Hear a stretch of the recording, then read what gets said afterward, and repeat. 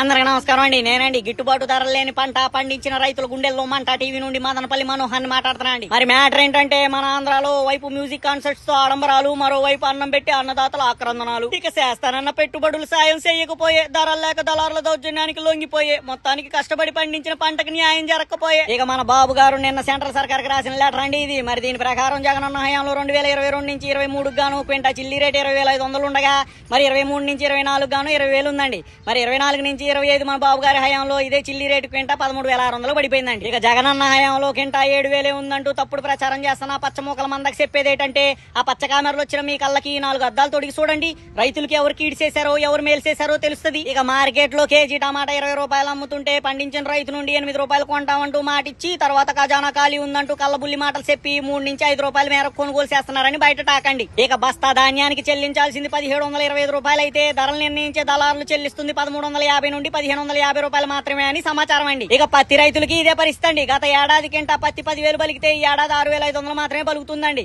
ఇలా ప్రతి పంటను పండించేందుకు పడే కష్టం ఎక్కువ, దక్కుతున్న పరిహారం మాత్రం తక్కువ అంటూ రైతులు వాపోతున్నారండి. ఇక రైతు అనేవాడు మన దేశానికి ఎన్ను ముక్క లాంటి వాడు అంటారు కదండి. మన ప్రస్తుత ప్రభుత్వంలో ఎరువులకు దిక్కులేక దిగజారిన దిగుబడులతో మద్దతు దక్కక ఆ ఎన్ను ముక్క ఇరిగిపోయేలా ఉందని పలువురు విశ్లేషకులు గుసగుసలాడుతున్నారని సమాచారం అండి. ఉంటాండి మరి.